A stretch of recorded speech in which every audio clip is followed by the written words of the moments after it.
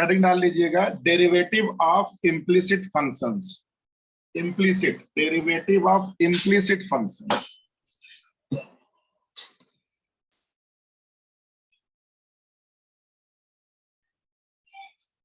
Derivative of implicit functions.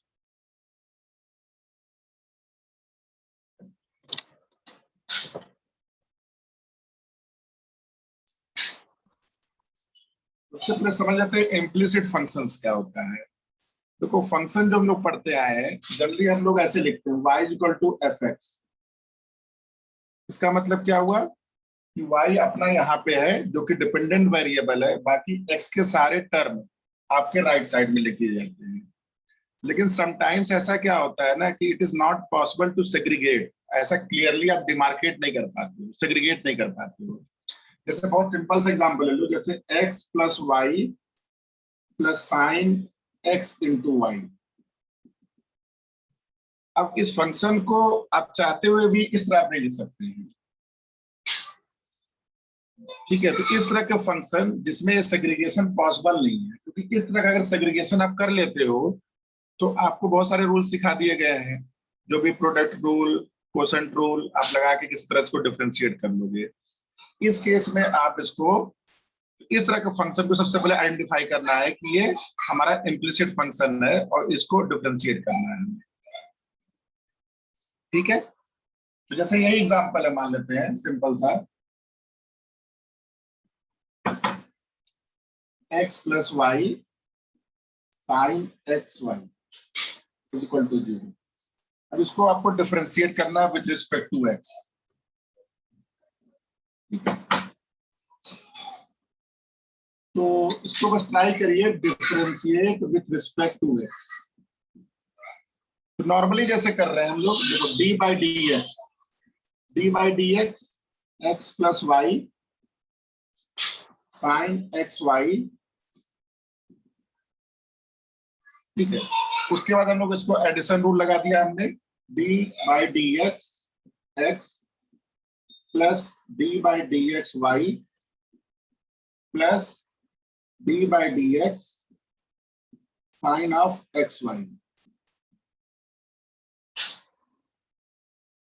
ठीक है। अभी पहला तो सिंपल है, d x by d x, एक्स का डिफरेंशिएशन विद रिस्पेक्ट टू 1, ये 1 हो गया। ये आपका d y by d x,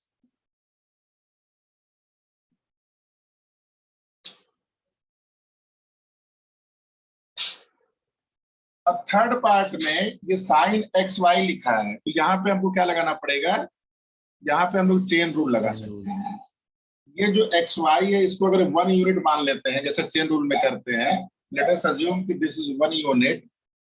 जैसे अगर साइन एक्स होता तो हम लोग क्या करते, इसको सिंपली कॉस एक्स कर देते। तो अगर साइन एक्स होता तो कॉस एक्स कर देते। तो चलो अभी अभी एक्स वाई है तो उसको एज्यूम कर लिए कि आपका कोई भी वेरिएबल है, इसका मतलब साइन का हो गया कॉस एक्स वाई एक्स, लेकिन जो एक्स है वो एक्स वाई है, इसलिए उसको फिर से हम लोग एक्स वाई ये चीज हम लोग करेंगे, चेन रूल लगा दिए। अब आपका 1 plus d y by d x cos x y d by d x of x Y.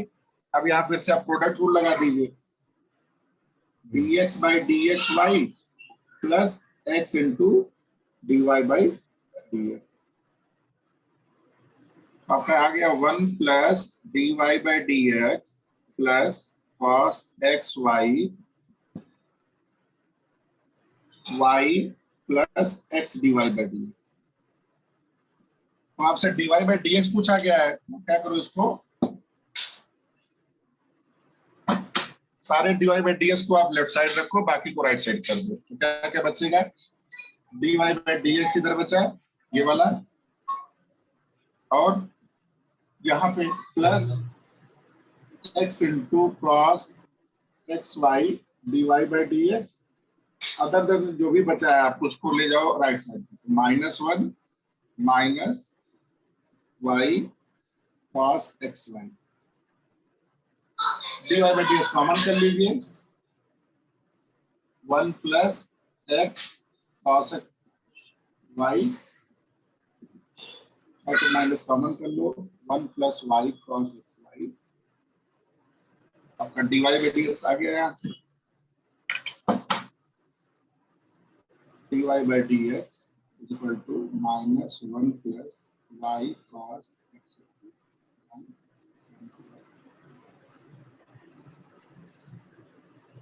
ये आपका डिफरेंशिएशन हो गया। तो यहाँ पे हम लोग इम्प्लिसिट में कभी हम लोग ट्राई नहीं करते हैं कि इसको चलो सेग्रीगेट किया जाए, ठीक है, वो अननेसेसरी कॉम्प्लेक्सिटी बनाता है।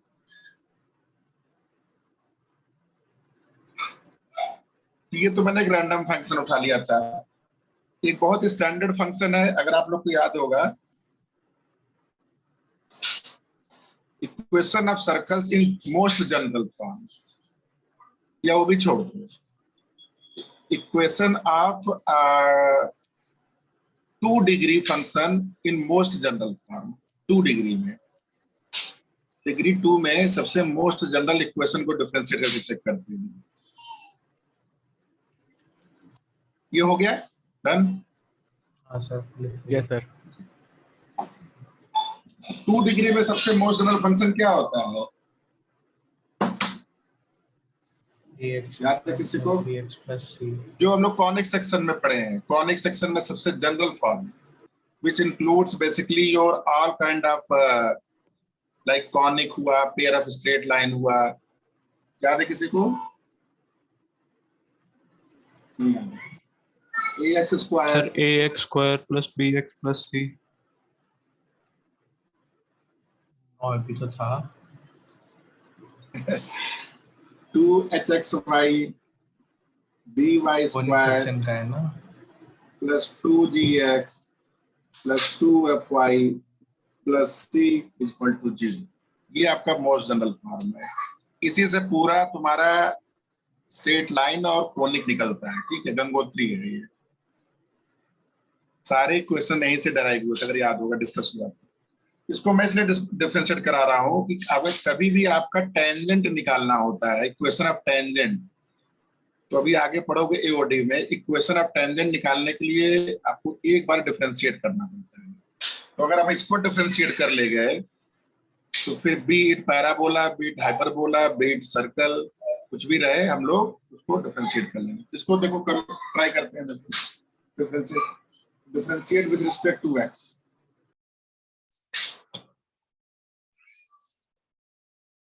हो गया? ये समझ में आया? Yes sir. ये क्या हो जाएगा? पहला देखो, ए आपका बाहर हो गया, फिर 2ax प्लस 2h कांस्टेंट बाहर हो जाएगा, तो y plus x dy by d x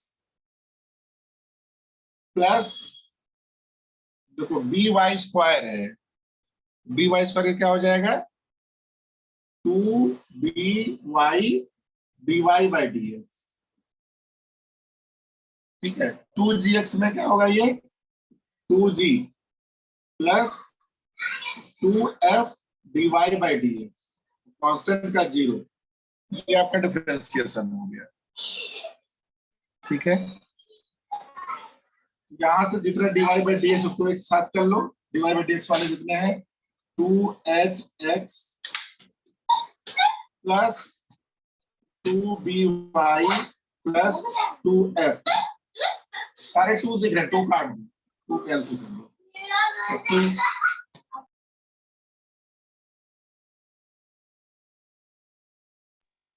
सारे 2 कैंसिल आउट कर दो क्योंकि सब में 2 दिख रहे हैं। Is equal to minus ax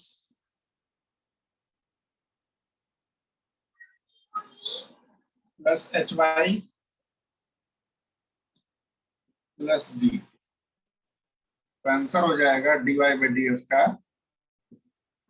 minus ax plus hy plus g divide by hx plus dy plus,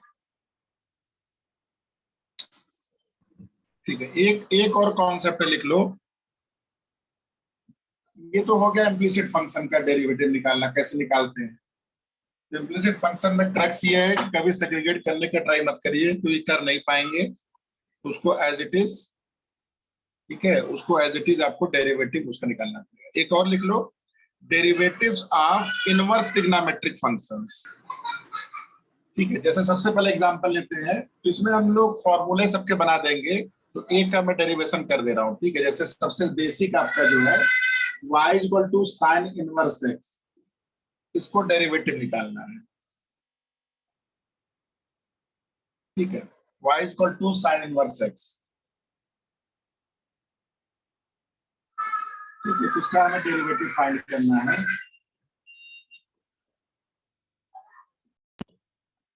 both side sign हम लोग ले लेंगे, तो sine y equal to sine of sine inverse x। बताया जो तुम लोग को एनसीईआरटी में लोग सीधे कर देते हैं sine y equal to x, लेकिन इस तरह करने में क्या हुआ, अब एक कंडीशन आ गई। क्या कंडीशन आ गई है कि साइन y आपका x के बराबर हो जाएगा। अब यहाँ पे कंडीशन क्या आएगी, याद है किसी को? Sine of sine inverse x।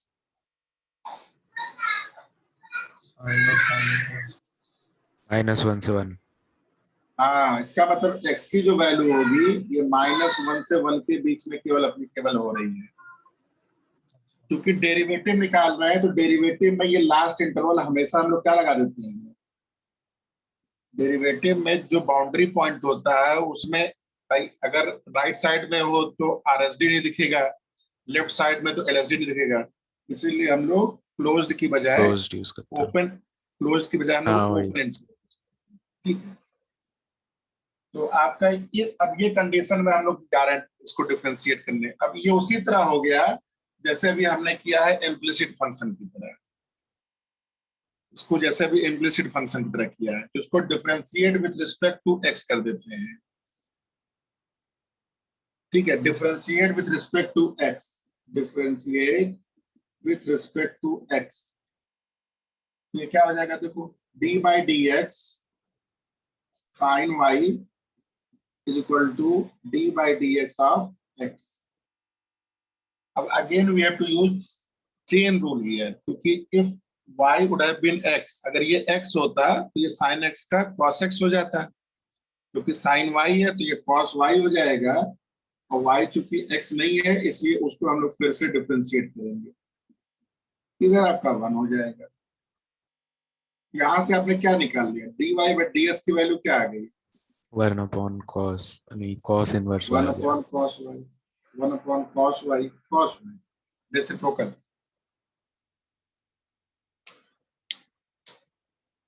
ठीक है,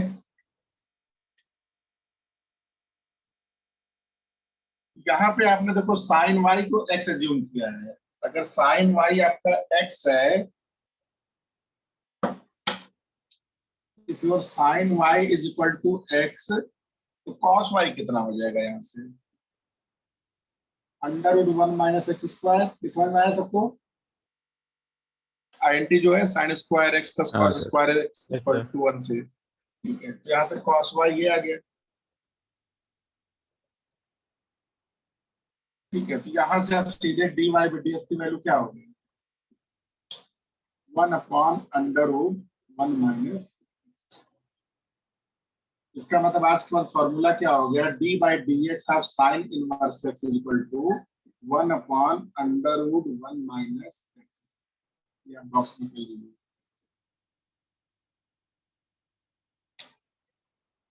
ठीक है,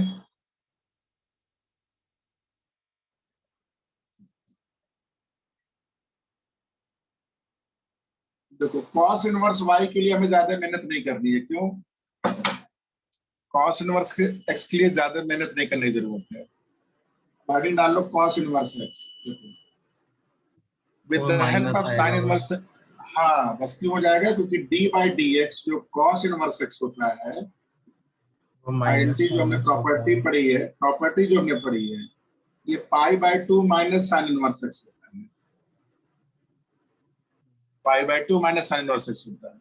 अब इसको डिफरेंशिएट करोगे तो क्या हो जाएगा, ये d by dx of pi by 2 constant है ये, और इधर क्या हो रहा है, minus d by dx of sine inverse x।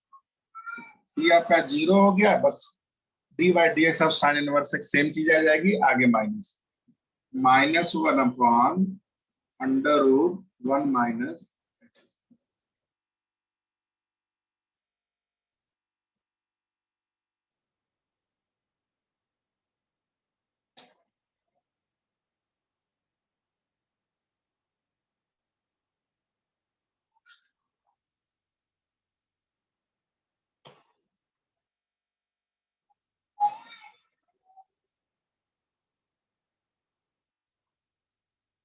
ठीक है, tan इनवर्स x का फॉर्मूला नहीं आपने एग्जांपल करके दिया है तो उसको भी कर लेते हैं, एग्जांपल है तो ये भी आ सकता है। तो मान लो y is equal to tan inverse x, तो इसको भी एकदम बेसिक तरीके से करते हैं।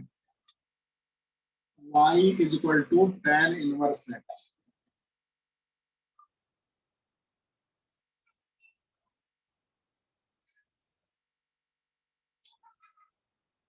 ठीक है। इसमें क्या करेंगे हम लोग, taking tan both side,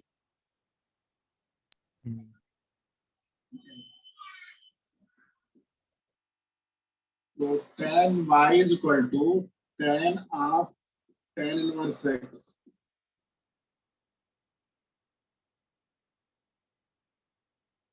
clear. ये हो जाएगा tan y is equal to, इसको x लिख सकते हैं। कंडीशन क्या थी मेरे ख्याल से यहाँ पे, R होती है x। हाँ x आपकी r होती है।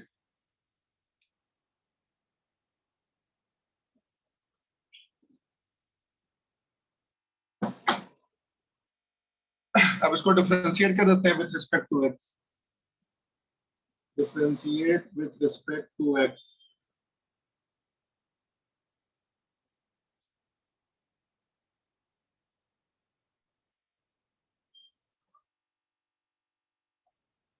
तो फिर से यहाँ चेन रूल लगेगा। tan y अगर tan x होता तो ये sec स्क्वायर x, तो sec square y dy by dx equal to dx by x 1 हो जाएगा। तो यहाँ से dy बाई dx की वैल्यू क्या आ गई, 1 अपॉन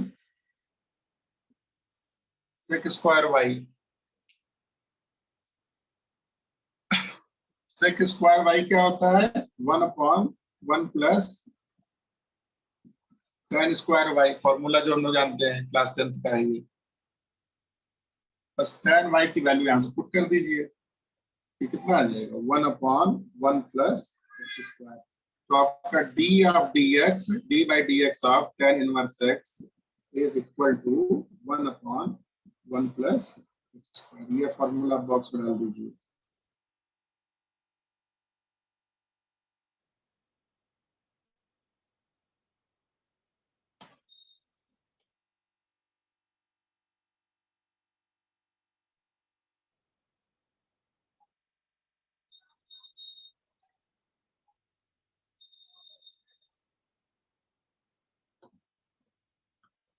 सिमिलरली अगर आपको cot इनवर्स x पूछा जाए तो cot इनवर्स x आप निकाल सकते हो बहुत, जैसे हमने cos इनवर्स निकाला था वैसे हम लोग cot इनवर्स निकाल सकते हैं। जो नेक्स्ट फॉर्मूला हो गया cot इनवर्स x, इसका d बाई dx क्या होगा, दिस इज नथिंग बट जो आईएनटी पढ़े हम लोग पाई बाई 2 माइनस ये हो जाएगा tan इनवर्स x, ठीक है।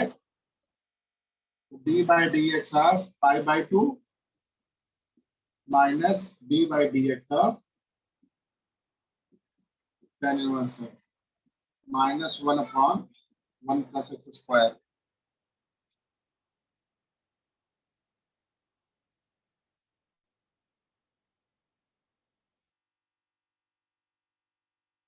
ठीक है, तो आपके साइन इनवर्स हो गया, कॉस इनवर्स हो गया, टेन इनवर्स हो गया, कॉट इनवर्स हो गया। अब बचा क्या इसके बाद, सेक इनवर्स एक्स और कॉसेक इनवर्स एक्स। तो सेम बेसिक तरीके से आप सेक को भी कर सकते हो और फिर प्रॉपर्टी यूज करके कोसेक को कर सकते हो। इसका मैं फॉर्मूला लिख दे रहा हूं, उसको डराइव आप कर लीजिएगा। सेक इनवर्स एक्स जो होता है, ठीक है, सिमिलरली उसी तरीके से mod x under root x square minus 1, और जब कोसेक होता है आपका ये, बस यहाँ पे ये माइनस आ जाता है,